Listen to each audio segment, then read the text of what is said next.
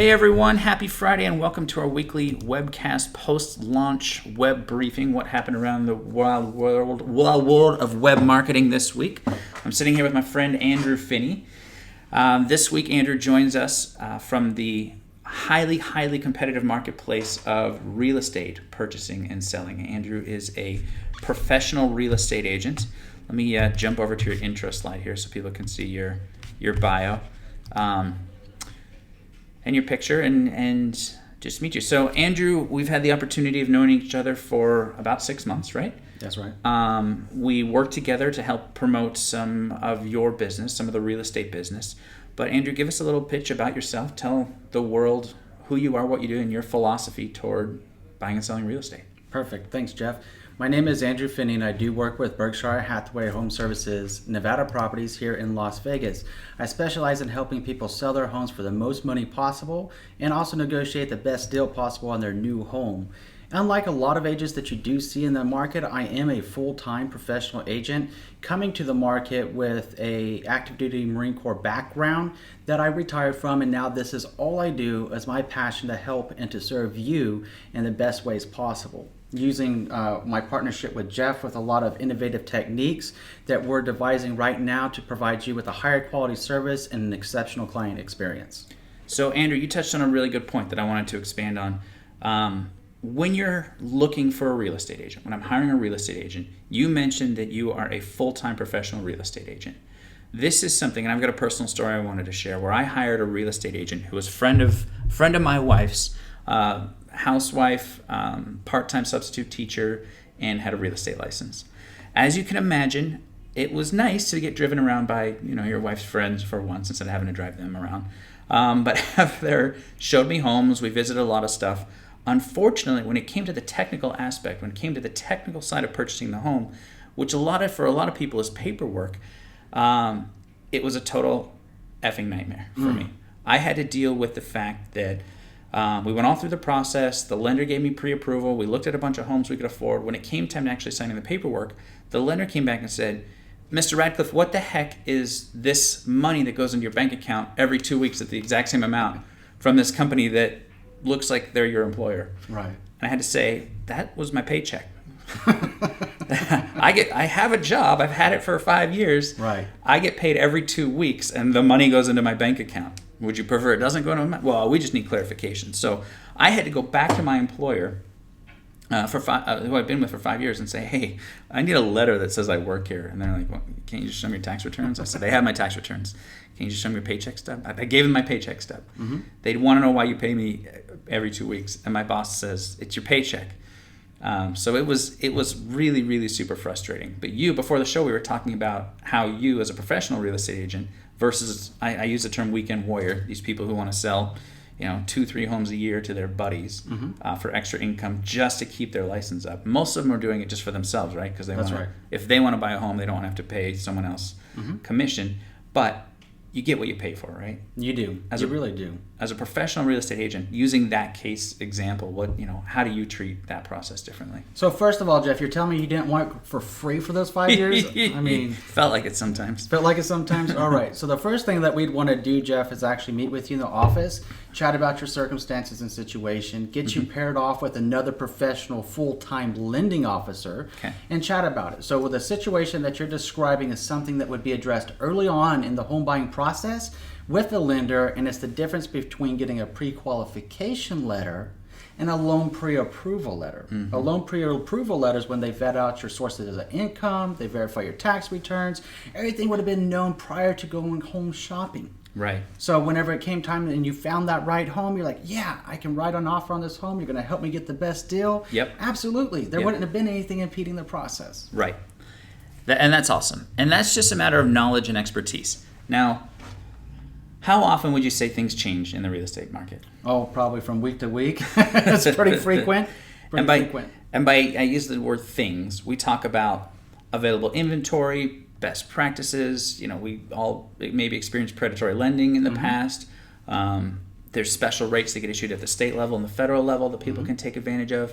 There's opportunities for veterans like yourself. There's opportunities for disenfranchised, people who have lost their jobs, people who need to downsize, people who are ready to retire, people who are going on to fixed income, people who won the lotto, maybe. Do lottery winners get any special treatment when it comes to buying a home? Well, yeah, they get the opportunity to spend a lot of money for their new home because that's what a lot of them do, right? Of course. Yeah. That's what I would do. What would you do if you had won that $1.3 billion lotto? Did you plan it out? I would plan it out. I would probably be making a lot of investments in real estate myself. Right. Yeah. It's a stable investment. The rental market's strong right now, too. So people that are looking for purchasing investment property right now, getting some great deals. Let me ask you a question, because I'm interested in purchasing some investment properties right now. In regard to the opportunity to purchase investments, do we think, and help me understand, I have a loose idea, so I'm going to use my hand charts. Ready? Sure. Love them. Go around like this. Love them. I'm going to Vogue. A lot of people are still sort of butthurt from the 2008 recession, right? Right. Where housing prices went down. As a landlord, you saw a lot of people losing their homes or walking away from their home. What I understand, rental rates actually increased, right? They did, because you have to think about it. Everything is supply and demand. Right. So when you look at supply and demand and everyone was losing their homes, you had a whole lot of cash investors at the time coming to Las Vegas for buying those homes that people were losing. Okay. Well, those people were still here, Right. and they needed a place to live. Right. So you were running out of rentable inventory very quickly. So that helped to elevate the prices. Okay. So from what I'm hearing right now, and I hear both sides of the story, we may or may not be on the precipice of another financial lull. So now there's probably always a good time to when you look at statistically, people don't think statistically, right? The human's ability to forget pain is one of our greatest superpowers. Right. But statistically, over a 10-year run, real estate always goes up. It does. But people forget it was 4 years ago when shit was hitting the fan. Sorry for cursing. We're good. when everybody was freaking out and going down. So now I feel like, as you know, I'm 37 and I'm hypersensitive to what's the market going to do on what feels like a weekly basis. And I sort of blame mainstream media because they're hammering it down your throat. The stock market did this, stock market did that. We got to watch out for this. Chinese are inflating the dollar, artificially, yada, yada, yada, whatever else is going on. But when you think about it logically, when you take all that hype and all that buzz out of your ears, if you're looking to purchase investment properties, even in the Valley right now, Las Vegas Valley, there's still, you can't get the smoking deals that are half the price of what they were once. But if you're looking to buy something and hold it and earn rental income on it, for a decade or 2 decades, that's still a pretty smart investment, right? It's a really good investment because not only are you going to get the home at some of the best prices right now where they're still very affordable considering. Right. Just for reference, across the valley right now, the average home price is about $220,000. Okay. So at $220,000, that's still very affordable for most people to get their first-time homes, their secondary homes, or for investors to come in and pick up properties. Okay. So you can get good rental rates on that right now. Yep. And as a home market increases, you're actually going to see rental rates increase as well because you're going to get back into a circumstance where it takes a little bit more for people to get financing. Now, the fortunate thing in the market right now is that there's been a lot of loosening of credit restrictions and loan requirements. Good. You're seeing some of the absolute lowest interest rates possible on loans right now, down to 3.7% depending on what someone's credit history is and what their situations are. So if it's a time that they're looking to buy, now would be a great time. At the same time, from a selling dynamic, you have the market that's appreciated over 70% over the last 4 years. Good. So you're in a really strong position that if you did buy when the market was down, now might be the time for you to sell it. Right. And go ahead and cash in on that investment. If you're looking to sell your home and move out of state or buy your new dream home, there's a lot of opportunity in the market. Right. Let me ask you this. Traditionally, because when people think $230,000, for a lot of people, it's almost an unfathomable number because most people don't have that sitting in their checking account. What does that loosely translate to a mortgage? Anywhere between, it goes back to your ratios with a lender again, and the lender would be the best person to chat with that about. But roughly, you'd be looking anywhere between like $950 to $1,100 to $1,200 a month in that general range. So you're talking very affordable, especially when you consider a lot of rentals out there are $1,200 to $1,600 a month. Yes, and that's a very solid point. So buying a home, and I found this out when I bought my first home, it was less expensive than the apartment I was staying in. I managed about a 1,500 square foot, 3-bedroom, 2-bath home up near Aliente. It was great. It was a beautiful home, had a community pool. I loved it. But yeah, I was paying I was living over off of Desert Inn in Durango, as people can't see where I'm pointing. Right. And I was in a 2-bedroom apartment for $1,200 a month, I think. Yes. And I moved into this home. This was pre-craziness, so I bought that home at $1.25, I think. And my rent went from $1,200 to a mortgage that was like $575 a month. Absolutely. So I was super pumped. Right. So for anyone who's listening, how can someone get a hold of you? Because it sounds like you know your stuff. Right. They could reach out to me directly on my cell phone via call or text at 702-465-7774. Again, at 702-465-7774. And that's directly to me. Happy to answer any questions you have or help you with anything that you have in mind. Perfect. And we're going to link up Andrew's phone number and link up your web address and link up your email address. At the end of the broadcast, it'll be put in the comments of the video. Thank you. So people can find you there as this lives on in perpetuity. Awesome. In the web. Let's jump over and see what happened in the web this week. And we'll come back to do some of the additional stuff in the world of real estate and investing and good fun stuff. All right. So this is something that may or may not resonate. Are you a PC or a Mac? I'm PC. Okay. Windows 10 is now a forced update to your PC. You don't get to choose which version of Windows you get anymore. I kind of like this, and here's why. We work with people, when we go meet with people, and often, I'm going to pick on healthcare for a minute. When I meet with a doctor's office, and they are still using Windows 8 or Windows 7 or Windows 6 because the head doc doesn't want to change anything. He's locked in his ways and loves what he loves. This, I think, is really pretty innovative, where Windows like, you know what? F you guys. We're forcing you to 10. Just deal with it.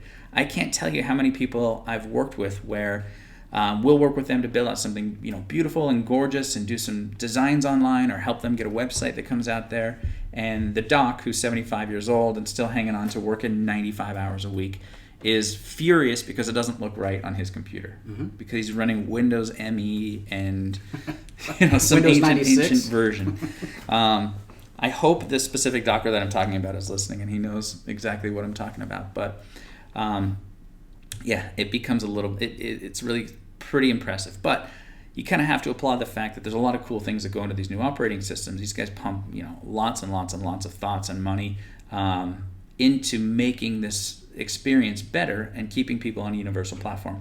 There was a great story that came out that was, and this must have been 10 years ago, and I'm totally gonna slaughter it, but I'll link it up and I'll send it to you later. But cool.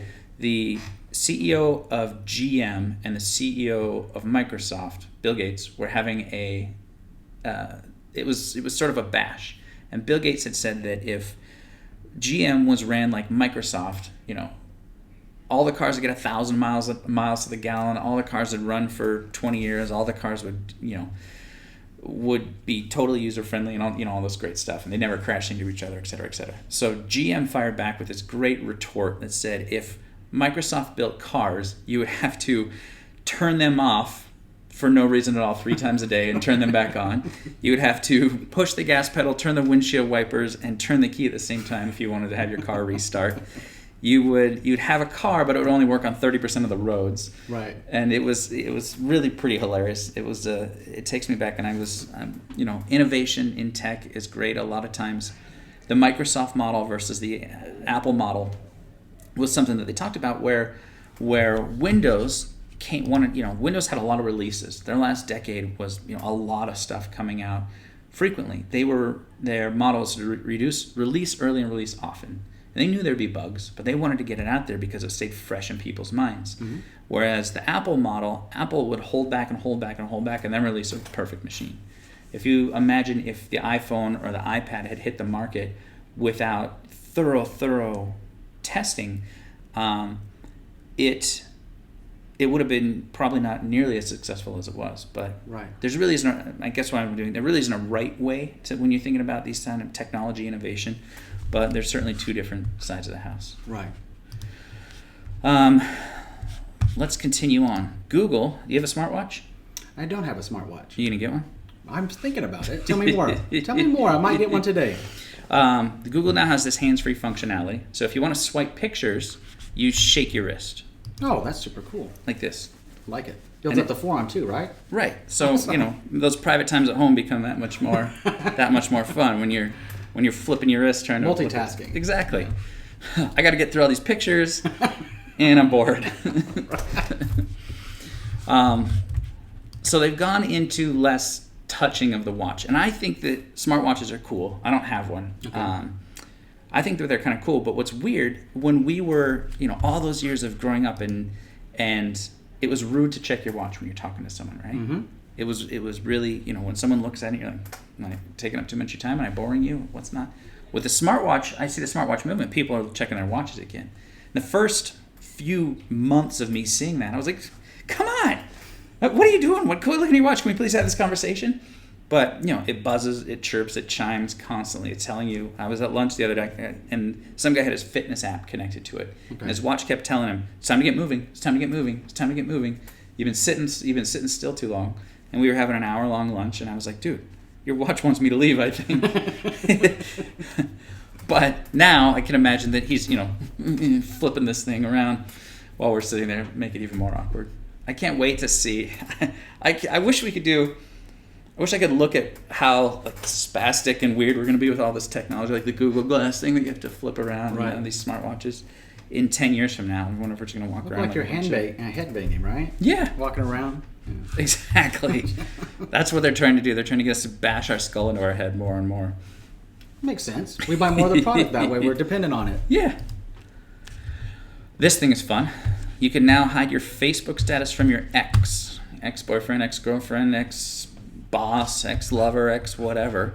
You can hide specific status updates and the way you're changing. If you bought a home and you don't want your ex-wife to know about it because you owe her alimony or back pay or whatnot, right. You can actually hide this stuff. But, look at Facebook trying to be innovative. I have to wonder at Facebook, the folks at Facebook, when they're sitting around, they're like, what should we build next?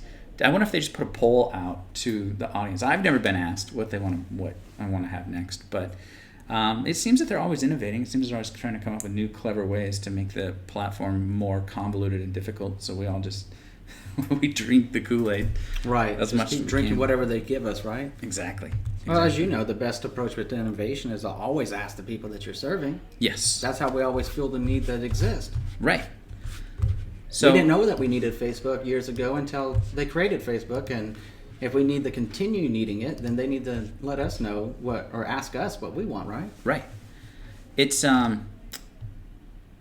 interesting to hear you say that because we're so addicted to it now because if we don't know the latest and greatest in social media, we miss out on the circle. And when I break news to you, when I say, "Hey Andrew, did you watch that penguin video of the penguin picking up a rock and throwing it at the little kid at the zoo?" And you're like, "No, I haven't seen that." I get a little tiny adrenaline squirt because I've broken news. I know something. I'm just slightly more knowledgeable about something that isn't relevant. Right. But it would give you a good laugh. Right. So breaking news to people is bad. Working at a web development company, you lose all, or working at a web marketing company, you lose all of that. Because I walk in the room and I'm like, "Hey, did you guys see this?" And I'm like, "Yeah, we saw it." Everyone here is 10 years younger than me, so they see things in ways that I'm like, this was great. And they're like, you watch regular television, you're so old. Mm-hmm. Let's jump on here. I want to talk about take a look at a viral video that came out this week. And this one was posted on Saturday, I believe. And this was the video of they're filming a new Bourne movie. Oh, really? In Vegas.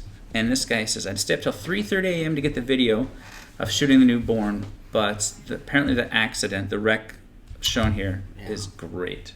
You ready? Yeah, let's go.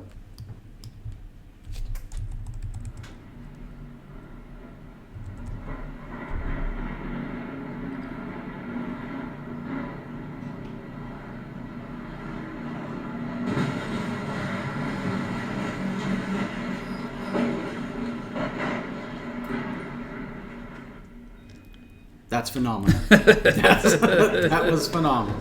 Let's play it again because it's only 20 seconds.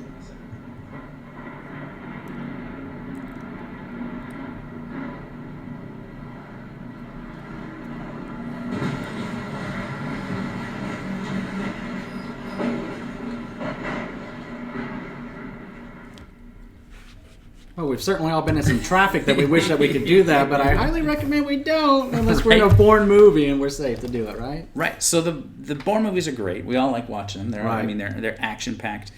But that video went viral in a week. There was 500,000 views in a week. Wow. On that, 576,000 it said. Why so many views? People always ask me, I get asked this a lot, what do we need to do to make a viral video? How do we make something go viral? It has to be emotionally connecting. It's really the underpinning of why a video goes viral. That was your emotion, your reaction to that was, wow, that's awesome.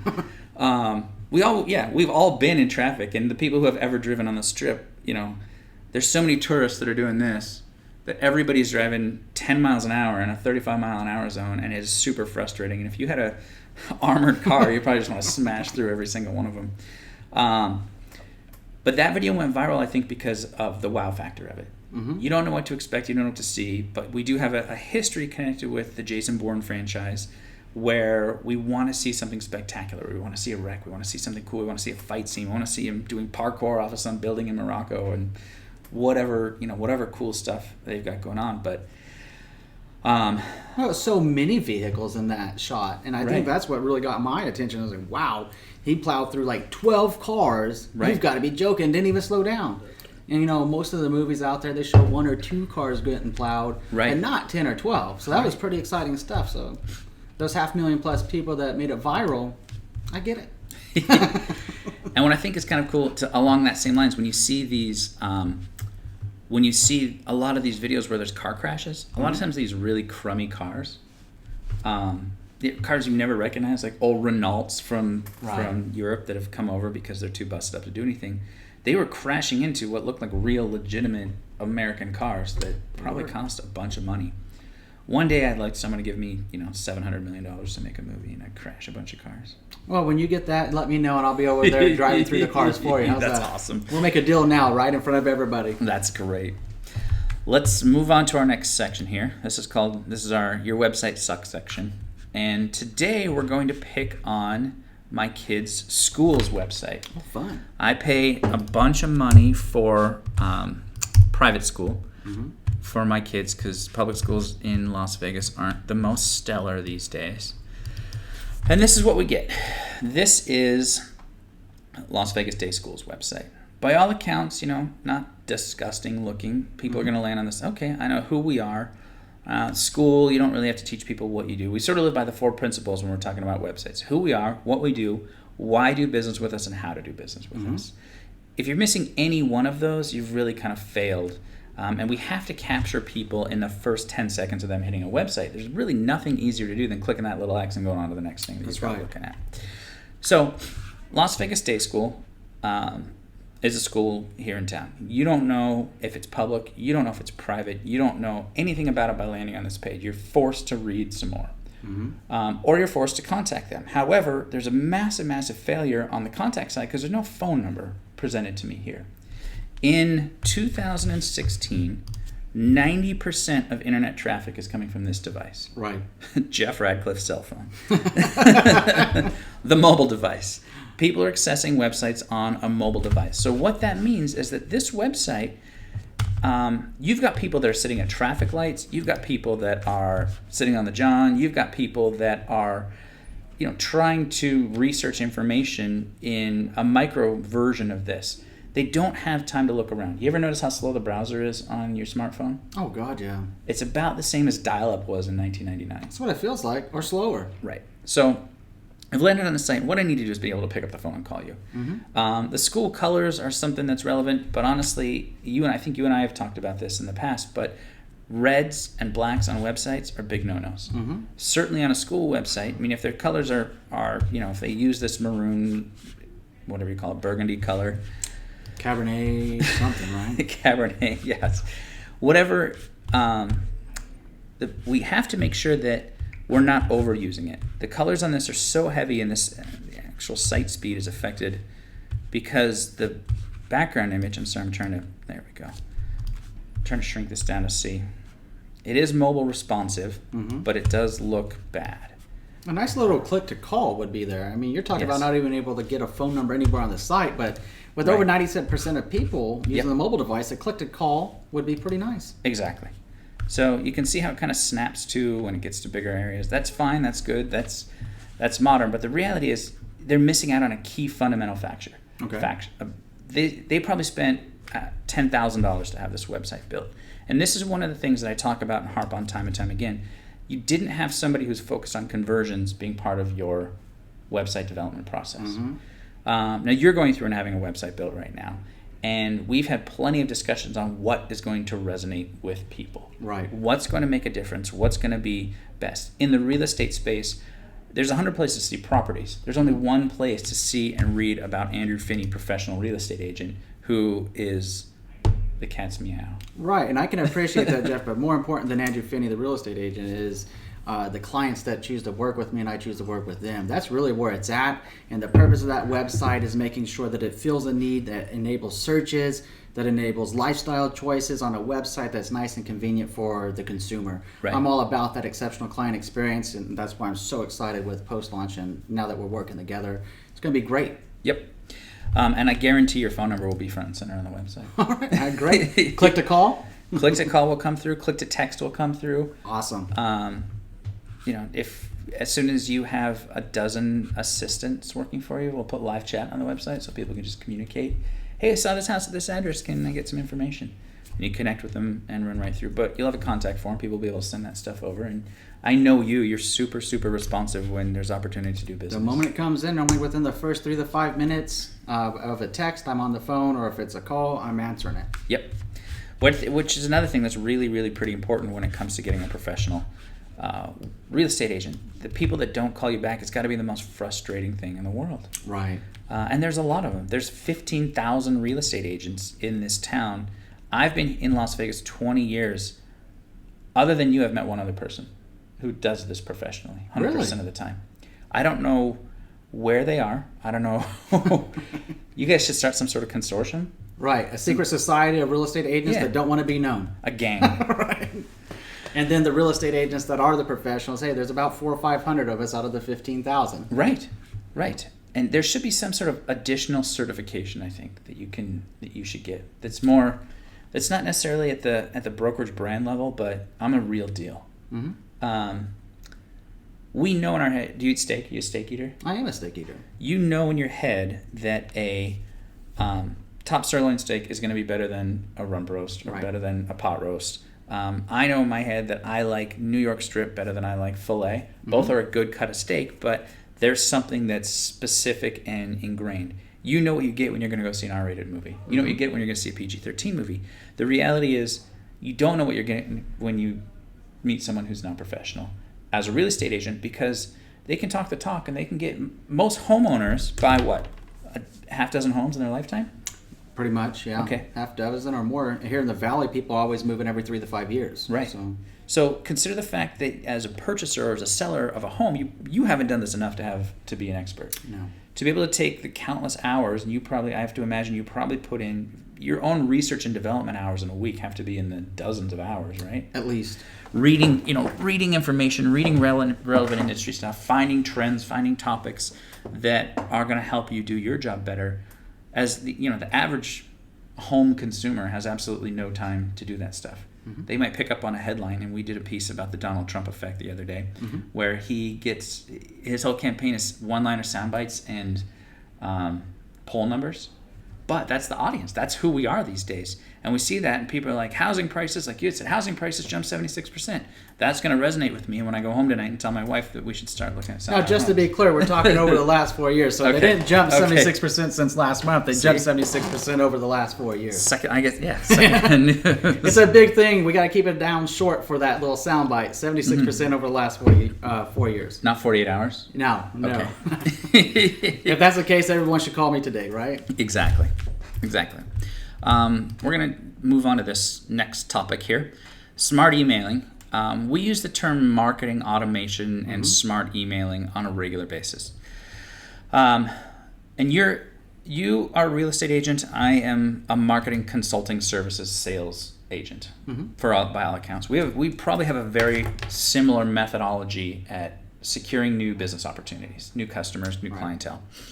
One of the things that I do is network. I go out to lunches. I go out to after hours things. I go out to grand openings. I go out to ribbon cuttings. I go out to Chamber of Commerce events. Because for me, and probably the same as you, it's important to have a network of people that you can call. People who know who you are, what you do, why people should do business with you, and how to get a hold of you. Absolutely. So they can become your unofficial marketing sales group. This is this week's. For me, this was 1 week, right? These are how many business cards I got in a week.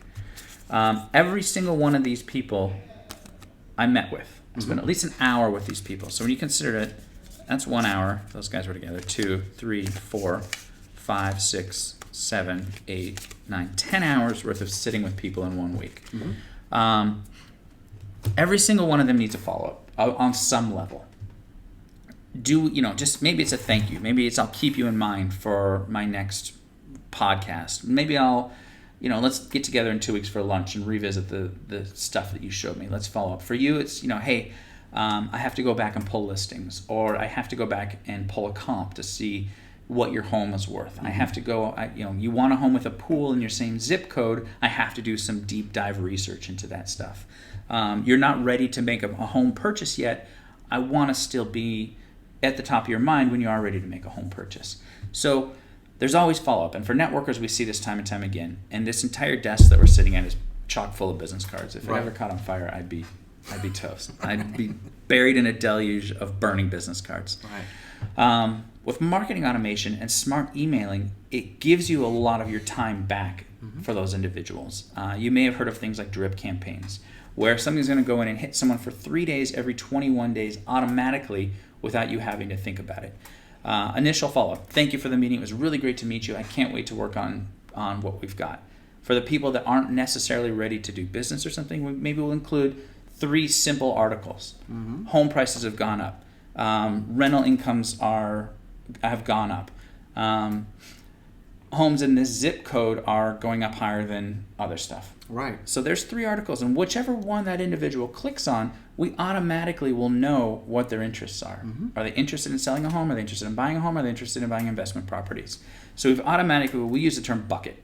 So put those individuals in specific buckets. So now when it's time for you to do your follow-up, 3 days later, 5 days later, 7 days later, whatever your own plan is, when you look that up, you're going to say, holy cow, Jeff got my email and he read my article about buying investment properties in Las Vegas. I better make sure that I open the conversation with, hey, Jeff, we've got some really great deals on investment properties now. Give me, if we don't get to chat, give me a call back when we can. Left a message, but the very next email I'm getting from you is about investment properties. The very next, and on and on and on forever. I've fallen into a specific category, and a lot of this can go programmatically. And we have some really pretty cool software that tracks what people interact with and how frequently they are interacting with it. So if I'm getting an email from you every single week that's about investment properties, and for 10 weeks I just delete them. Delete. Well, guess what? Week 11 I read it. Week 12 I read it. Week 13 I read it. I'm probably ready to be re-engaged with. It saves you time. I don't know how many people would you say you meet with in a week? Hundreds. I mean, you got to think I spend 2 to 3 hours a day just calling new business, calling new people, and every day I'm talking between 30 and 40 people. Right. And that's just on the phone, not like necessarily the people that I meet in person with another 10 or 15 a day. So bless you, man. I don't know how you do it. I'm lots of coffee and some double shot. There you go. So the process is great. Now imagine these people are like, yeah, no, that's great. We got your information. We'll let you know when we're ready. You probably get that answer a lot. Or I'm going to talk it over with my wife. I'll get back to you. Those people are probably unlikely to buy or sell a home in the next 30 days. Mostly. So you're gonna treat them manually. You're gonna put them into a label that says unlikely to buy a home. So maybe they'll start getting your email. Maybe you had the opportunity to look up some specific stuff for them. They're gonna get those new property notices in your area. But does it tell you that you've actually seen a spike in engagement, the systems that you use? It does. I do have some innovative technologies, and especially with what we're working on, that does show the spike, which is good because if I see someone's looking for a home and they're spiking on a house, they've viewed it 5, 10 or more times, I know, hey, I really need to call them right now about this home, answer any questions they have, see when they want to see it. If I have a home seller that's looking online and sending me appointment request for meetings, I know that I need to contact them immediately. Right. And speaking of that, I'm actually looking at a more innovative approach for even listing appointments. Yeah. Yeah. I'm looking at even helping people do those online. Talking about the age of convenience and the age of being short meetings and getting it done faster. Yep. If someone wants to sell a home, they can always contact me. I have a few questions I need to ask them. I can put together the comparative market analysis. We can set up an online, kind of like what we're doing right now, meeting, and we can go from there. Which is great for anybody who has homes that don't live in the valley, right? It's good for the absentee owner, and it's very convenient for a lot of your professional people or people with hectic schedules here in the valley. Perfect. So we're good. So this process, this type of automation that you guys have in place already is something that works very well for you. Right. The scoring piece, where I see a lot of people who network, who are out there, whether you're selling flowers or whether you're selling health insurance or whether you're selling pens, if you're out there networking, this tool becomes incredibly valuable. Because for every single person you meet, there's probably, in my experience, there's probably at least 3 hours worth of follow-up that needs to be done. You're right. Before they're ready to commit to being a client or before you've vetted them out entirely as not being ready to purchase. And then guess what? They're probably going to be ready to purchase at some point in their lifetime. And if this is your career, if this is your profession, I had this discussion with a guy who's a business coach the other day. He says, "Why? I hate doing social media. I don't want to push stuff out there." I said, "This is your job, man. This is what you do. This is you need to grow your business. If you don't want to talk about yourself as a business consultant on your own social media platforms, then you need to go do something else." Right. If you're not comfortable telling the world what you do for a living, then you goes back to that right secret society again of people that don't want to do business, that say they want to do it, but then they don't. Right. Secret society, secret squirrel society, maybe. I like it. We're going to talk about a marketing tip, and this is something that I do every week, where I do something. I sort of live and breathe marketing. This is one that I have found to be incredibly powerful in my own business, in my own space, is to talk to people who, for me, are competitors. I call every single one of my competitors and try to set at least a quarterly lunch with the ones that I really meet with. Whether or not, some of them are reluctant to do it. They're like, I don't want this. I don't want to talk to this guy. He's picking my brain. He's doing this stuff. The reality is that 9 times out of 10, these guys want someone to talk to. They're dealing with the same crap that I'm dealing with on a daily basis, and they want to be able to have a friendly ear who can hey, oh yeah, we're dealing with the same stuff. I don't know how, this. And a lot of times we have overlapping clients that we've worked with in the past. Do you do anything like that? Do you reach out to any of your colleagues? Absolutely. So with the colleagues, we actually call them mastermind groups, and what we do is we look for other top agents that are full-time professionals. We get together, we kind of have a symposium of sorts where we talk about what are we getting from consumers, what are they asking, what is the evolution that they're looking for, and how can we provide that service. And then I take it the next step with going with you and post-launch and try to fill the need even better to approach that. Because the market's always shifting. In addition to all the laws and all the forms that change, you also have the way that the public looks at real estate. Right. So it's really about creating that exceptional client experience. You've got to stay on it. And personally, I dedicate 2.5 hours a day to that professional development. Good. Just to be able to provide an enhanced service to people that are selling or buying a home. That's a valid point. And see, now that we're talking, I'm asking you stuff, and the fact that you dedicate 2.5 hours a day to personal business development is super, super impressive to me. It's a law of 10%, Jeff. 10% of the day, literally. So let's give that tip. So a business professional, or even an employee, you don't have to be an entrepreneur, you don't have to be an executive, you can work at any level. What's some advice that you could give people who want to be better in their job? Always dedicate 10%. I look at it, and I actually got this from reading a book called The Richest Man in Babylon. It's a great book. And I got it from whenever they start talking about tithing, of course, 10%. And then there's Darren Hardy's 10-Time Rule, Grant Cardone's out there, some great books out there. And I started saying to myself, what would happen if I started giving just 10% of a 24-hour period to increasing my knowledge, increasing my ability as a professional real estate agent to help people and learn more innovative techniques to approach people where they are. Mm-hmm. And, last year I completed over 130 books, just keep re-listening to them, just learning everything that I can. And it's really, really important. So whenever you're looking for what you can do to improve your services, no matter what level you are, dedicate 10% of the day and of your time just to self-development and growth. Just listen, audible.com. Yeah, that's what I'm a big fan of the University of Audible, so Perfect. It really helps. That actually resonates, and I'm now that you've said it, I need to strive to do that, because I always have the best intentions of doing that. Right. And the coaches and mentors I have say you need to find time to work on your business, not at your business. Mm-hmm.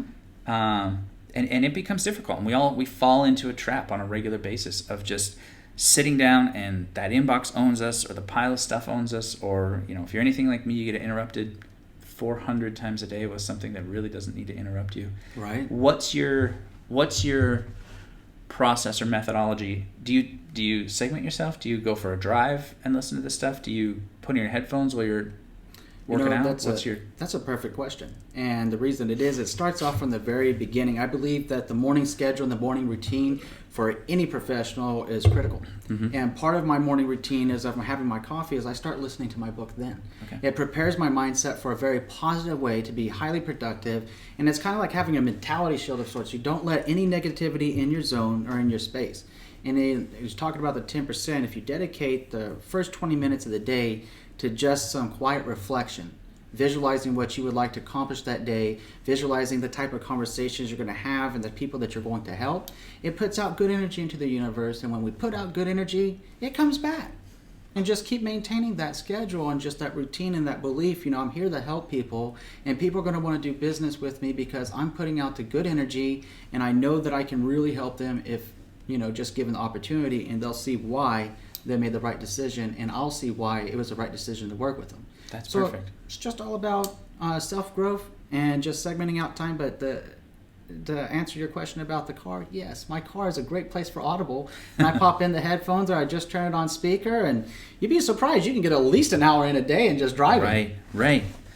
That's funny. That's funny to hear you say. I did a time analysis a couple months ago on what my biggest time wasters are during the week, and the number one biggest thing for me was driving. And what are you doing? Listen to a radio, listen to some bad garbage about news? I mean, when's the last time you heard anything positive on the news? No, usually Turn on a book, you hear it. Yeah. That's what I filled the vacuum with, was good books. That's valid. No, I applaud that, and I would encourage everyone to do it. So, as we're wrapping up here, let's get your contact info again, Andrew. Sure, you can reach me on the cell phone via call or text at 702-465-7774. Again, that's area code 702-465-7774. And you can also email me at Andrew, F as in Finney, at bhhsnv.com. Jeff's going to have the contact information up, so you guys can also click the call or visit us on the web, or just shoot an email. We're here for you, and we're looking forward to hearing from you. Perfect, Andrew. Thank you so much for coming on the program. I appreciate it. I appreciate it as well. Some very sage advice, some very great stuff. As a parting thought, your armed services past, how do you think that makes you a better agent? Well, we have core values, and whenever someone says, why should we hire you, or, what makes you different, it comes down to 3 words. Right. Honor, integrity, and performance. And that's something that you definitely get as a United States Marine, is the honor, the integrity, and the performance. And everyone that I work with, I'm completely honest. I'm not here to paint a rainbow and then give you a lump of coal. I'm here to give you the honest truth, and if the time is right for someone to sell, or if the time is right for someone to buy, I'm happy to help. But if it's not, then that's a decision they need to make. And they can't do that based on bum scoop, so I just give them the straight, honest answer and simply ask them, what do you want to do? Perfect. And whatever they want, I'm here to help. That's awesome. I like that. I appreciate that. Well, thanks, everyone. Have a fantastic weekend. Again, this is our post-launch weekly webcast. If anybody has any questions, they want to give us a call or interact or come be a guest on the show and come meet Andrew. His office is right next door to ours as well. Give us a call or visit us online at postlaunch.co. Have a great weekend, everybody.